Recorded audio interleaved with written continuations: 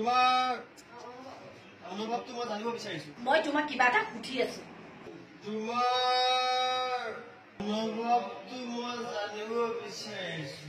মই তোমাক কিবা এটা সুধি আছো। আৰু থুপু নামটোৰ এটা ৰহস্য আছে, সেইকাৰণে তোমাক দিয়া হৈছে। ৰহস্য সমাজক সাক্ষী কৰি বিয়া পাতিছো কৈছো নহয় এবাৰ এটা ডায়লগত। এইখন কাৰ ঘৰত আছে? কাৰ ঘৰ? কাৰ কাৰণে থাকিব লগা হৈছে? পাৰিবি ক'ব? পাৰিলে? ডাইৰেক্টৰ চাব লাগিব। মানে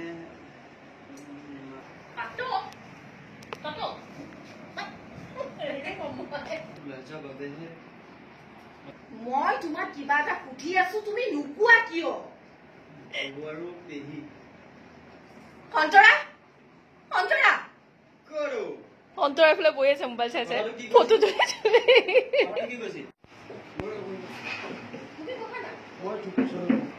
তুমি এনেকৈ ভাবি থাকিবা নে কিবা এটা ক'বা? ভালকে কোৱাচোন। তুমি এনেকুৱা কিয় কৰি আছা?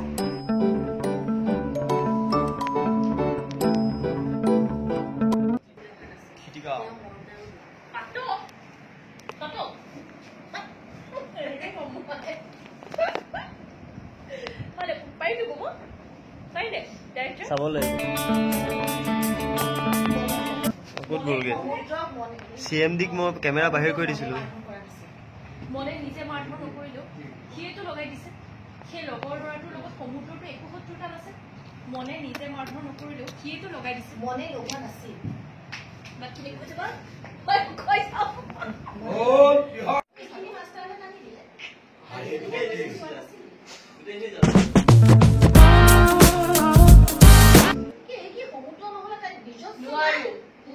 নোৱাৰো। আমি সমাজক সাক্ষী কৰি বিয়া পাতিছো কৈছো নহয় এবাৰ এটা ডায়লগত।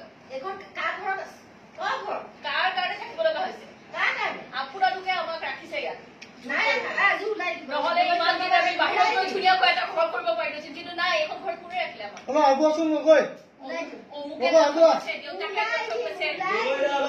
নহলে ঘৰে নচলে, আমি থাকি আমি অফিচ চলাবলগীয়া হয়।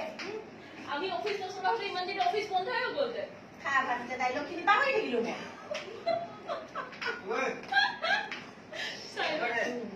কিছুমান কথা আবেগ এইটো চাওক।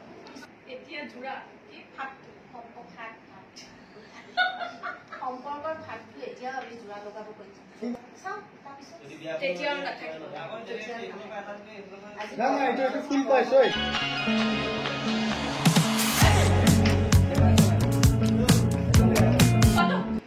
পাতিব দিয়া।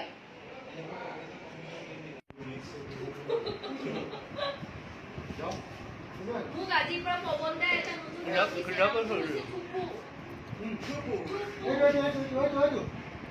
আৰু থুপু নামটোৰ এটা ৰহস্য আছে, সেইকাৰণে তোমাক দিয়া হৈছে। ৰহস্যটো এইটো তোমাক ক'ব নোৱাৰো এতিয়া।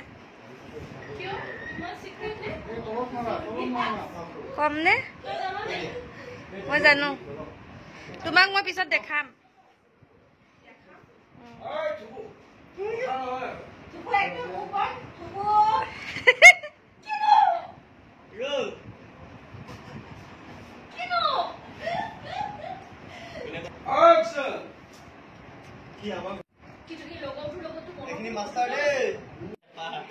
ই থেপা, মই থুপু।